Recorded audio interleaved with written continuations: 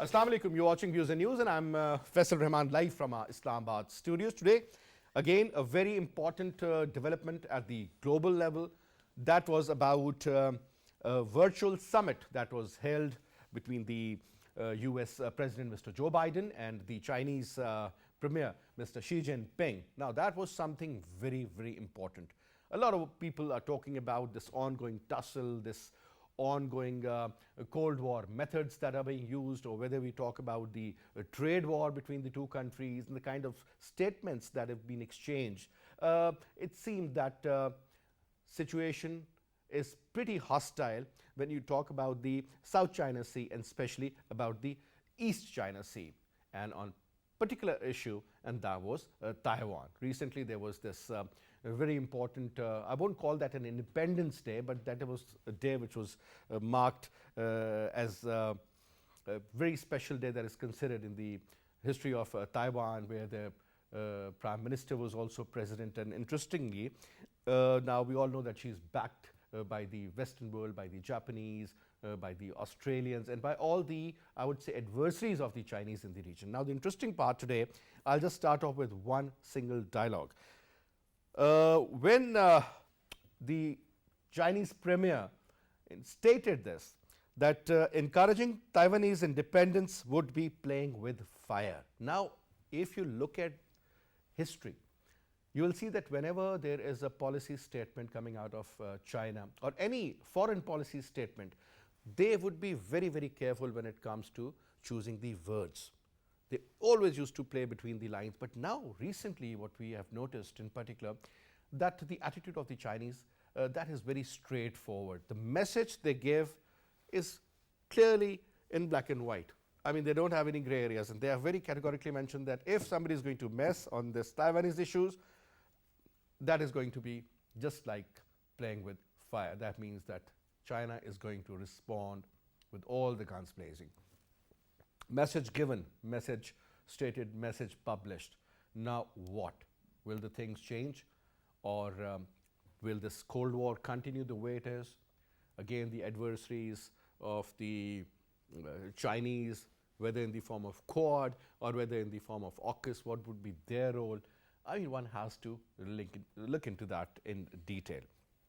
But before we start talking about it and start throwing light on various aspects of this particular very important virtual summit, our production team has prepared a report. Let's watch that first.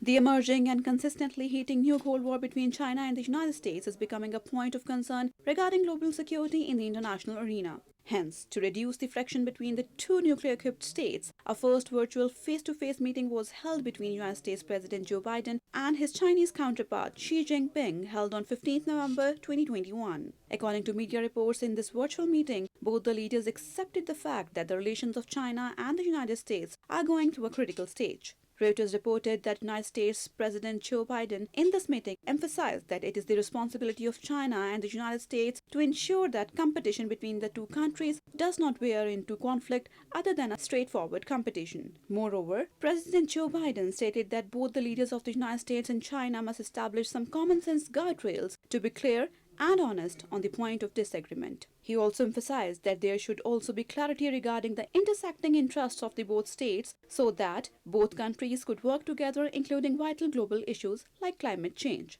Xi Jinping also emphasized that a sound Chinese-United States relationship is required for advancing the two countries' respective development as well as for safeguarding a peaceful and stable international environment. Chinese Foreign Ministry spokesperson Hua Chunying described the meeting as constructive and productive and said that it helped in increasing of mutual understanding between the two countries. Well, now to talk about it, let me quickly introduce you to our panelists. We have with us in our studio on my right is Brigadier retired Shahid Jagir Saab, Defense Analyst, sir. Thank you so much, Brigadier Saab, for your time, sir. You're welcome. And we also have with us on Skype from Italy, Rome, Jauhar Saleem Saab. He is the current Ambassador to Italy from Pakistan. Saleem Saab, pleasure to have you, sir. Thank you so much for your time. And in our today's program, we'll also be talking to Mr. Andrey Kortunov. He is the Director, Russian International Affairs Council, and he's going to join us over the telephone at around 8:30, say another 20 minutes from now. But let me start off from you, Brigadier. Now, important factor. Uh, Mr. Xi Jinping, I think a very seasoned politician, very focused one at the same time. We talk about Mr. Biden, on the other hand, I think one of the senior most politicians in the United States of America, sir. I think he started his political career around 50 years ago, sir, 1971, 72. And ever since, this man has held a couple of positions and he exactly knows what's going on. He's seen China as an emerging giant and then as an economic giant, and finally, that's there. Now, sir, looking at this, a couple of interesting statements, we'll definitely talk about that. One was that both the leaders should have something on personal level also, sir. Because I remember when Trump used to say, well, Mr. Modi is my friend, Mr. Khan is my very dear friend. So we all thought that, maybe when you talk about the personal approach, things do get settled down. But they never did. Over here, sir, when they really want to looked upon as good buddies, good friends, and most seasoned politicians of the most powerful countries on earth. And eventually they want to increase and they want to emphasize on their personal relationship. What is that supposed to mean, sir? Two old men talking about what? Thank you very much. Bismillahirrahmanirrahim. Look, in the international politics, the personal friendship do help, but the supreme important is your national interest, national aims and objectives, which needs to be obtained.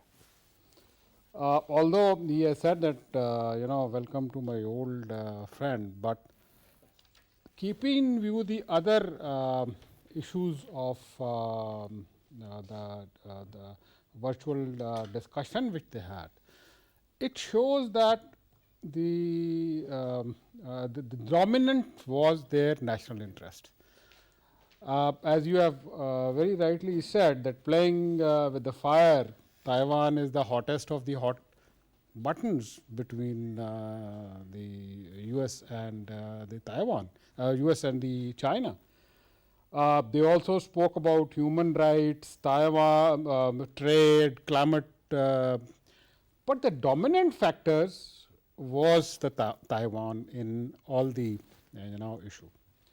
Now, as you have said, in the historically, Taiwan has been part of the China. And the Americans believe in one China policy, sir. That's what I'm coming on. That it was after the China Civil War that all those who fought against Chinese, they got, get caught together in Taiwan. Now, on one side, now this is a dichotomy which you have just said, that on one side, the Americans believe in the one China policy, and on the other hand, they are, supporting the Taiwan. And they have even said, Joe Biden this time very carefully mentioned, which wasn't mentioned before, that forget about the support for the Taiwan. He said that any attack on Taiwan would be considered, and we would be a part to look after the affairs of Taiwan. Now, it is not only the US. It will, if this happens, it will involve the complete Europe also. Europe won't be able to sustain itself alone. Plus, its impact will be globally, as you have said. You see, in the world, about 16 to 18 trillion dollars trade is being done. 70% of this, in terms of its value, is through the sea. That's correct. 2.1 trillion is purely the American trade, which is dependent on this Malacca Strait and Pacific route. Now, any of such incident of direct confrontation between two superpowers of the world will have a drastic impact. One, after the pandemic, and second, it will involve Japan, it will involve Taiwan, it will involve Vietnam, because whole the Pacific will be choked, and it will involve Australia also. So you can imagine the magnitude of effect that this thing will have. Now, second thing which is important is that other than the trade, is it is important for these two superpowers to remain cordial and move the world ahead. As they have, I think Biden has said that we have to be responsible. We have to show a responsibility to the world and to our own people. The quantum technology race which is going on now between China and America, now it is good for the humanity provided they work in conjunction with each other. Provided if they do. Provided they work together. Big if. And if they confront, and as the fear is that of a cold war between the two, the world will suffer, and world will suffer very badly after one shock of COVID, where the economy of the whole world is, in shambles, and after that, this thing which is affecting mentally the world, which will be very, very disastrous for all. So, all the analysts believe that the hype and the temperature should come down, and all should work for a positive competition between between America and the US, because they both are interdependent also on the trade. That's a reality. That's the reality. And any damage to one's trade capability or the manufacturing capability will affect on the other side also. Plus, the Taiwan, which is at the central stage of the Pacific and the South China Sea, its invasion will also have impact. Its complete infrastructure and all that, the damage, the collateral damage which goes in terms of a war, that will have its own bearing. And the Taiwanese people can't afford that, sir. I mean, a country, such a small island. I mean, just imagine, currently there is a huge shortage of computer chips and all the chips which are used in various electronics, today's technology. 60% of that is manufactured in Taiwan. Look at the bilateral trade between China and Taiwan, and then look at the forex reserves, sir. I was surprised to know, forget about the per capita income or the GDP or otherwise. So their forex reserves are around $650 billion. That's unbelievable. And over here, a country like Pakistan with a population of 220 million, so we just want to, get hold of 1 or 2 or 3 billion. I'm talking about this kind of money. So this is the importance of Taiwan. Plus, on the naval side and on the merchant navy side, you see, you need cooling stations. As we have stopovers on the motorway, on the in the sea line of communication, there are cooling stations where the ship can anchor, refuel, refit, and move ahead. Then move forward. Yeah. So it's pretty interesting. So we'll definitely come back and talk about the Malacca area and about the Indian presence and the kind of effect it is going to have on Pakistan. But let me put a question to our dear friend in Rome. Excellency, one important factor. Let's educate our viewers about this very interesting fact, because when we heard about this Cold War, sir, that was between United States of America and USSR, the Soviet Union. And whatever happened after that, sir, we all know. Eventually, once Afghanistan was invaded in 1979, and they had to go back. Russians had to go back. So that was end of an era where we saw that the disintegration of the Soviet Union and so much more.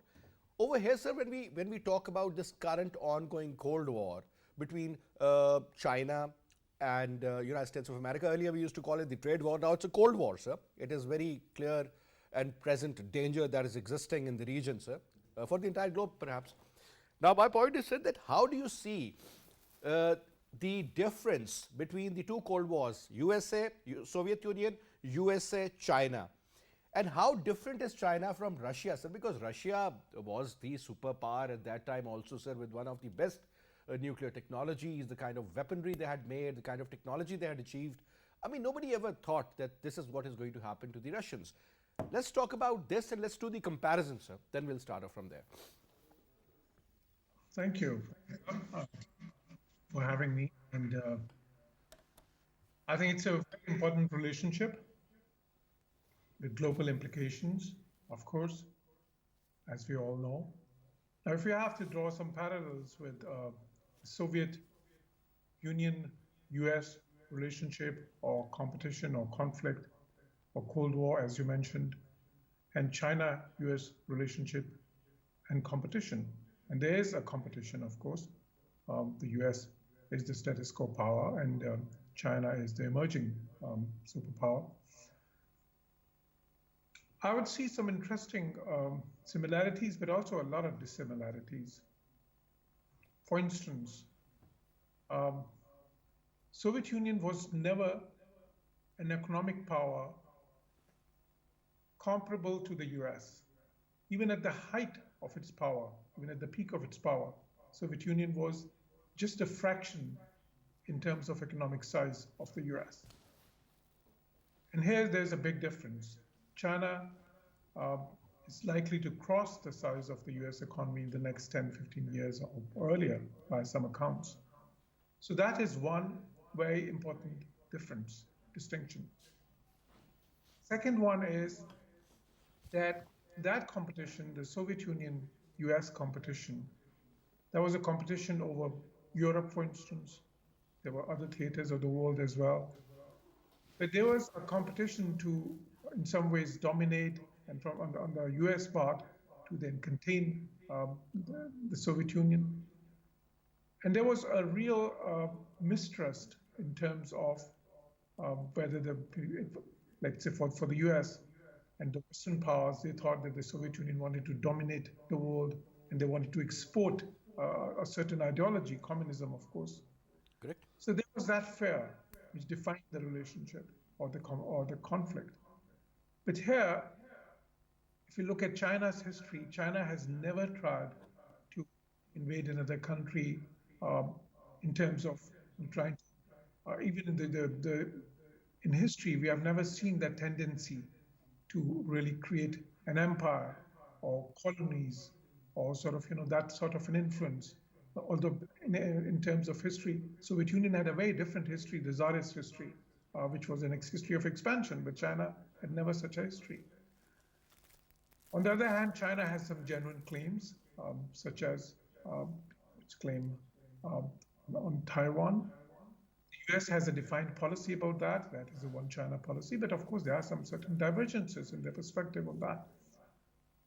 Then again, this relationship is, or this competition is defined more in terms of an economic competition, technological competition, because China is fast catching up. Of course, in the Soviet Union, in that competition, there was space war of sorts, or at least there was this competition in sort of, achieving space technology. Here, competition is very different. It's about trade and emerging technologies, for instance, AI, ICT domain, in other sophisticated quantum, for example, as has been mentioned. So it's a very different dynamic in that. And I believe that the recent meeting which has taken place, the tone or antenna of this meeting was much better than the meeting which took place between the senior officials or top diplomats of the US and China immediately after Biden's taking the presidency, the meeting between Yang Jiechi and Blinken, because that, if you recall, was quite a heated exchange of sorts. Or at least there was not that type of cordiality or at least that type of clear communication that we have witnessed this time. Well, it's been clearly said that no breakthrough has been achieved, and no breakthrough was expected, quite frankly. But what we've seen is a steady dialogue. I think that is, in diplomacy, that is progress. Because what is really important is good communication between China and That's what both the leaders have emphasized on, sir, to keep communicating, to keep the channels and the doors open. That's so true. And it's very important as well, because, now there has been this question of personal rapport. The type of leadership we see here, it's very different. Like, it's not President Trump's era where the personality, the personal rapport part became very important in certain instances. Here, the focus has been on the country's policies. And the leaders, two leaders, they are very mature leaders. They are very experienced leaders. Um, and they're leaders who understand the intricacies of diplomacy, the intricacies of statecraft. And that is why the quality of dialogue that took place was very high. And I believe that it was mutually productive in terms of, because a lot of times it's not about breakthroughs, it's not about reaching consensus or agreement. Exactly, exactly. I mean, at least this is the right step in the right direction, and perhaps this is going to sort issues out. I'm not saying, again, as you mentioned, that everything is going to be sorted out within a matter of months, but this is the right move in the right direction. Sir, now we have also been joined in by Mr. Andrey Kortunov. He's the Director, Russian International Affairs Council. Thank you so much, Mr. Andrey, for talking to PTV World now. I'm sure you must have gone through the story regarding the virtual summit meeting between the Chinese and the Russian president. A lot has been said, but now, sir, first of all, do you think this meeting was the beginning, kind of a measure in order to diffuse the current tension between these two huge economic and military rivals, I would say, sir? Initially, we used to talk about the trade wars, the sanctions, but now things are very clear. It's the writing on the wall is bold and clear when we hear the Chinese premier saying, or rather telling the American president that we would love to go on, talk about climate change, human rights, issues regarding trade for that matter. But when it comes to the support of the Taiwanese independence, remember, this is going to be something like playing with fire. And this is not the first time this issue has been stated, sir. The Chinese premier has been very vocal recently. So, number one, tell us about this shift of the choice of words which the Chinese are using now at the foreign forefront.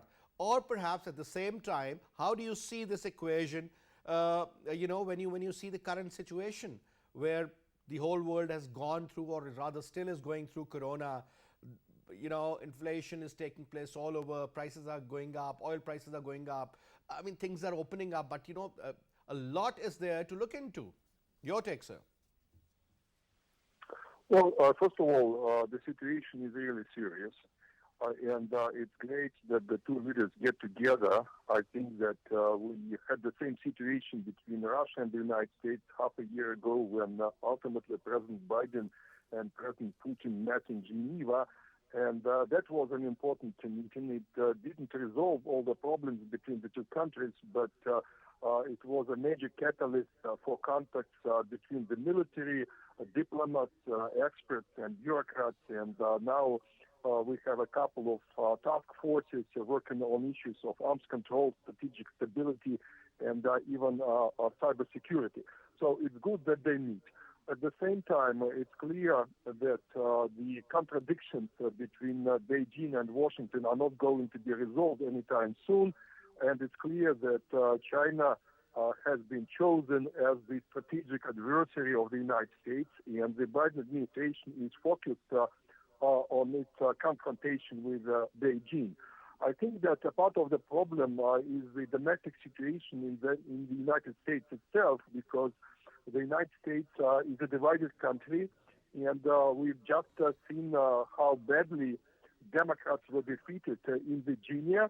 I think that Biden should be concerned about Republicans having revenge during the midterm elections of next year. We also see that inflation in the United States is quite high, and there are doubts about the stability of the economic recovery. That makes the U.S. foreign policy less consistent, less predictable that it could be otherwise. So I do not exclude some emotional gestures coming from Washington, which might launch a spiral of confrontation.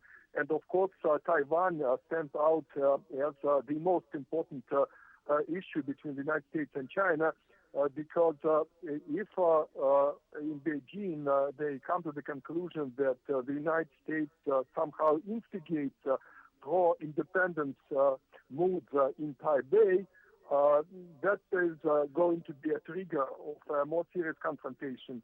Hopefully, the crisis can be mitigated. hopefully this confrontation can be channeled into the economic competition and technological competition, but I am not sure that we can completely avoid a geopolitical confrontation between the two superpowers. Now, another very important aspect, sir, since China says that USA is meddling in its internal affairs, but human rights, when you talk about it, whether it's regarding the Uyghur, I would say Muslims perhaps, or people living in Hong Kong, because these are the areas which are definitely shown on the Western, major news channels. When you talk about media, sir, the way they'll do the coverage of Hong Kong or anything that is anti-China in one way or the other, that is always exposed and multiplied like 10, 20 times. That's what the Western world does. Creating an image of China, I mean, they have always shown China as a very strict country with their policies which are not in favor of humans, as they call it. But sir, what we have witnessed over a period of time, that the way the Chinese consistency has paid so well. I mean, look at around 60 crore, that is 600 million people that have come out of the poverty. In fact, that index has become so good. And the kind of advancement that we have seen in China, sir, during the last, I would say, 4 decades, since 1980 onwards, that's unbelievable. New technology has been used, and the way China has come up, it's unbelievable. America perhaps had that kind of an edge 100 years ago, but now the kind of money they in fact need to spend on their own infrastructure to bring back America as the #1 nation, that is going to be a challenge and a half. Second is about the COVID. Third is about the inflation. When you talk about the Americans living in United States of America, I mean, they're facing a lot of problems. There is a clear-cut division within the American society post this last election, sir, when we had seen the differences. Democrats versus the Republicans, but this was, I would say, a clear and present danger for the society. But so when you look at it from a global perspective, don't you think that the Chinese will, or rather have, dominated, whether increase in the oil prices is becoming a problem, or perhaps the kind of export and the kind of magnitude of that export is again a problem, because Chinese need a lot of raw material, a lot of energy, things are picking up. So this is a complete confusion, and this global confusion cannot be sorted out unless and until two of these huge global economies work together rather than becoming adversaries. Your take, sir. Mr. Well, Andrey. I think that you're absolutely right. There is a situation of economic interdependence between China and the United States, and the United States should not be interested in a China's implosion or a China's collapse, because China is the locomotive of the global economy, and the United States benefits from the Chinese rise. At the same time, China should not be interested in a deep economic crisis in the United States, because the United States represents one of the largest markets, if not the largest market in the world, and China clearly benefits from exploiting this market. So the current economic decoupling is definitely detrimental to interests of both China and the United States, and since this decoupling is going to slow down the global economic growth, it will be also detrimental to the rest of humanity, including all other countries. So definitely it is in our common interest to see some kind of accommodation between Beijing and Washington. But I'm afraid that unfortunately we're not likely to see any peaceful coexistence between the two countries, at least in certain areas. Maybe they will cut a trade deal before too long, but the technological competition will continue. And I think that we are moving in the direction of two very different technological platforms. So in the end of the day, all the nations of the world will have to choose between the China standards and the American standards. And All right. apparently this is not the choice that we would like to make. All right. So one quick comment, and that is about the future of Russia and China together. Because earlier they have had differences, they still have some differences. But the way I think the wisdom of Mr. Vladimir Putin and the wisdom of Mr. Xi Jinping put together means that both these countries can work together to counter United States of America. I'm not saying in the military kind of an environment or in the particular kinetic warfare kind of an approach. But what I'm saying is that these two countries can work together because, sir, if you look at China, just imagine the kind of neighbors China has. One is Pakistan, a nuclear power. Another is India, an adversary, nuclear power. North Korea, nuclear power. You talk about Russia, nuclear power. So this is the only country in the world surrounded by so many nuclear powers. So what I want to say is that the region becomes very volatile when there is a scenario which could be hostile at any level, whether it's LSE or South China Sea or the East China Sea or otherwise, or at the international levels, or kind of pressure that could be built up in Malacca. Do you think that now time is that the wisdom should prevail? These countries can work together to keep a check on the American or the Western presence in these parts. My guess is that with the recent withdrawal from the United States from Afghanistan, the role of the West in Eurasia is likely to go down. Definitely, the United States and the European Union will maintain economic presence in many Asian countries, but in terms of the geopolitical impact, I think it will be up to local players to define the future of Eurasia. And of course, China is very important here. One Belt, One Road is a project that might cement the Eurasian integration. Russia is also important. It is also a part of the overall picture. And I think that since the United States pursues the policy of dual containment, which is aimed at both China and Russia, this is yet another incentive for the two countries to work together. Both countries are exposed to economic sanctions by the United States. Both countries are exposed to defense military pressure, and definitely that brings them together. Their interests are not identical. On some issues, they might diverge, and therefore I don't think that they will put together a formal military alliance anytime soon. But at the same time, I think that we are likely to see deepening of this partnership in all areas, in the field of economic cooperation, in the field of intelligence sharing, in the field of defense cooperation, joint maneuvers, joint We have already conducted joint systems, military exercises, and naval also exercises, and multilateral arrangements. yep. All right. Thank you very much, Mr. Andrey, for your input, sir. Once again. Now we're going to set up a couple of more points, because we have to keep one, in fact, point in our mind that at the end of the day, what is it supposed to mean for a country like Pakistan? Now we have very categorically shifted from the West towards the East, towards China. So the other day, when the chief and the DGISI gave briefing to the parliamentarians, they were very categorical that this is all happening, whether in the form of FATF, whether in the form of a threat to put sanctions on Pakistan, or you talk about any other economic kind of an issue, whether through IMF or otherwise, sir. They're trying to squeeze Pakistan, sir, from left, right and center. Even today I was reading a story that GSP plus for European Union will become an issue, sir, because they have linked it with so many other issues. I was thinking that why it has not come up till now. Yeah, exactly. So why not? They are trying to clip our wings from wherever they can. This is what the West is known for.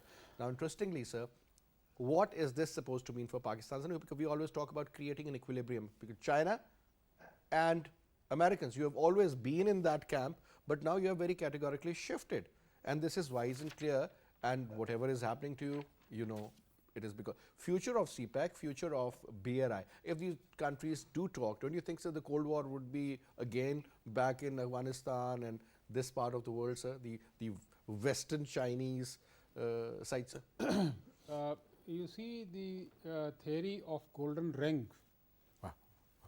If you read that, the two chords, one is Vasa chord and one is the central and southwestern chord. You have Kasa chord and Vasa chord. Central Asian, South Asian. Now, why these are coming up? Why the AUKUS? Why the Quad with Indians? Why the French have been said goodbye in terms of Manufacturing of those the submarines. diesel and nuclear diesel submarines, and the Preferred to make the Australians are welcomed in the nuclear propelled submarines. No, this all shows your intention shows. But sir, your keeping India and Japanese out of this AUKUS, a very white man kind of or English speaking alliance, isn't it? Yes. No, if you remember the first and second speech, he talks of like-minded people, democracies, and things of that sort. So they are, the people like Biden or Chinese premier, their words are very, very calculated. They have a far-reaching impact. They are the replica of their future policies which they are going to adopt. And if anyone just read the first few speeches, he talks of human rights. He said that we are not going to But why fight. is he not looking into the Indian illegally occupied Jammu and Kashmir? Sir, you talk about human rights. That is today 3 businessmen were killed, sir. And they had nothing to do with anybody. It is not today that it is happening. it's a It's regular- happening since the last 60 And these years. are the reported ones. God knows what exactly is happening out there. But what is said that if you are my friend, you are my friend in terms of all the things you do. I will just pat you up. So that is what is happening. Anyone who will support this Western policy, he is neither a human right violator nor a proliferator of nuclear thing. You see, in India, the uranium was discovered joke, in sir. the It's being sold like a pack of cigarettes, Yeah. honestly speaking. And you see, you are not a country smuggling the heroin.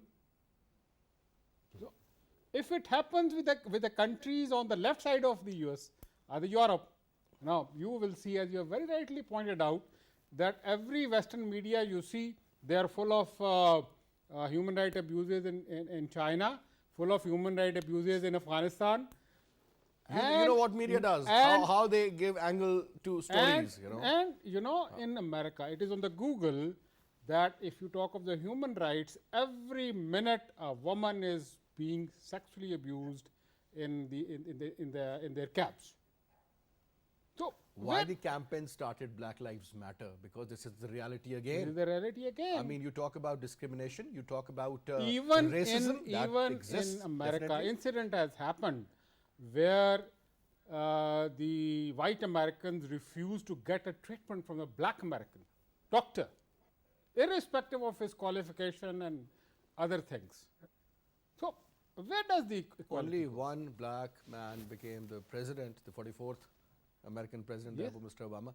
No woman has ever, won the election for the presidency. And interestingly, sir, forget about that. Let's compare it with our region, sir. Benazir Bhutto and so many politicians, first female speaker also, Indira Gandhi, Sonia Gandhi in India, sir, and then the two ladies, the current Prime Minister of Bangladesh and the former Khalda Zia also, Chandrika Kumaratunga in Sri Lanka. I mean, women empowerment, this is what it is. Look, we are, as far as we Pakistanis are concerned, our women are very, very empowered. Our women are very, very empowered because of our culture, because of our religion. Absolutely. But nobody understands that. Na? And- That is and because why- Islamophobia. Why is let this me phenomenon prevailing? share it with you a very interesting thing. Why the Americans or the Europeans like to have a partner and not a wife? Because they take away, in terms of divorce, they take away all the money which the husband has. 50%. It is always divided by 2. It's always divided by two. Simple. Now, coming to you, sir, since last couple of minutes are left, looking at the equation regarding India now, sir, because India, I think they are also playing their cards very wisely. Today, I was surprised to see that they have actually spent around 15,000 crore rupees, as they say in India, on a highway that was built from Ghaziabad, that is close to Delhi, all the way when you talk about southeast till Lucknow. 348 kilometers long, sir, road. And the purpose isn't to basically reduce the distance between these two countries, which used to, these two cities used to be 8-9 hours, now it's 3.5 hours. What I'm saying is they have landed their jets like Sukhoi, they have landed their jets like Mirage 2000 on that particular, just like what we do on motorway. And interestingly, Narendra Modi today, in fact, landed in a Hercules C-130 on the same track, and then there was this air display and all. So, sir, when it comes to the strategic moves, obviously one major adversary was, is, and perhaps it will remain for the Indians, that is China, and for the Chinese, obviously, one of the adversaries in the region is India. Now, first of all, sir, let's talk about that, because the Americans, the way they will play now, using India to counter China, through various means, we can always talk about that. How do you see that, sir? Do you think India has the capacity, or haven't they learnt anything for whatever happened a few months ago in Kabul? Well, Indians have been fortuitous in the sense that this emerging competition between the US and China, in fact, it's not even emerging now, it's competition is there. So there have been some net beneficiaries of this increasing competition, and India has been one. As we all know, they've been included in the Quad and in the Indo-Pacific equation, and this Asia pivot of the US. And we see that in terms of the fact that there is not enough criticism of the human rights violations that we see in India, particularly in the Indian illegally occupied Jammu and Kashmir. Now, part of that reason is, of course, this political calculus, as we all know. And India has benefited as well in terms of greater proclivity by the Western countries to grant them access to their markets, although they haven't somehow been able to take full benefit of that, and that is because of their own deficiencies or inadequacies. Again, we see a situation where India has started really spending a lot of their resources on building their defense, rather offensive capabilities, as you've mentioned as well, that in probably like in a lot of projects, there is that tinge as well, that angle as well. Now, whether that is a wise policy or not, that is something which, well, the history will define eventually. We'll see that. But whether they are able to compete with China, I think that is already evident, because India's economic prowess is nowhere close to China. There are many in the West which believed that India has the same possibilities, there's the same promise, the same potential. But that has not delivered so far. So I think many have been disappointed in the West. For instance, the EU-India negotiations for a free trade agreement has stalled. They have stalled. And part of the reason is because on the Indian side, they could not deliver what the promise was. Similarly, you see that in the economic relations with other countries as well. Now, China, as you mentioned, has been able to lift 600 people out of poverty. The per capita income of China now is over $10,000 US. India is nowhere close to that. They're totally at different levels in terms of GNP, GDP size, in terms of their technological prowess, in terms of the trade share that China has in the world. It's actually now the biggest trading nation in the world, bigger than the US in terms of its trade. I mean, so with India, look at the amount, it's over $100 billion. With Russia, it's $200 billion. I mean, it's unbelievable. And talk about America, talk about Taiwan, talk about, let's leave Pakistan aside, but I mean, this is what an economic giant is, by book, I would say. Exactly. So there's no comparison in that. But look at China's foreign reserves and India's foreign reserves, the size of GDP you already mentioned. But then again, in terms of the Chinese universities, the way they're coming up now, for the first time ever, one of the Chinese universities has been included in in the tops of the world. And we see that, we see a major shift, a technological shift. Some of the Chinese companies are now global players, although there are a lot of endeavors being sort of, put in place to check their rise. For instance, Huawei is a point in case. So I don't think there's, right now, there's a comparison in that way. China is in a different league altogether. China and the US are going to be, and they are competitors. India is not in the same league for now. But I think, sir, one thing which is important is that no one wants a war. War itself is a problem. It can never be a solution. It cannot be any remedy for any problem. And what I believe, and what I think we all will agree upon it, that at the end of the day, if peace prevails in the region, sir, it is going to really benefit all the countries in the Far East as well as in South Asia. Talking about India, sir, again, I mean, because it's a big subject, sir. I was talking about this Nicobar Islands, and I was, in fact, reading about a couple of other important issues. The way they want to fortify those islands, to be used against China in case they want to block them from doing their trade or for the purpose of oil or even for their dominance in the region, as they say. Because one thing is for sure, sir, the Chinese have that kind of a hegemony in that particular area, despite the fact that the British and the American presence is there, Japan is there, South Korea is there, so many other allies are there. But I think, sir, this Indian Ocean is going to be the new game. I mean, this is what the Americans also always talk about. And I think the Chinese know about it, the Indians know about it, and perhaps that is where Bangladesh or a country like Pakistan would always come in. And no wonder the kind of money that has been spent. We only talk about our $60–80 billion. A lot of money on various projects on 6–7 rivers. They have spent around $6 billion.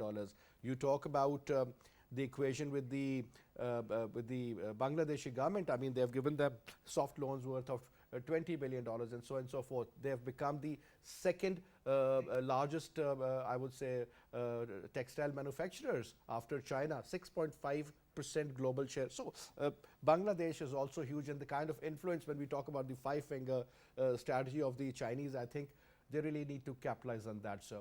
But anyway, since we have got common adversaries in the region, and I think Pakistan and China definitely can work together for a better and prosperous region, and perhaps peaceful region. That is going to be the key. Ambassador Saab, thank you so much for your time, sir. It was a pleasure having you in the show, sir. It's great to have you, sir, and definitely we'll be keep engaging you in the future also. And that's all we have for this hour. I'll see you, inshallah, tomorrow at 8:05. Till then, you take good care. Khuda Hafiz.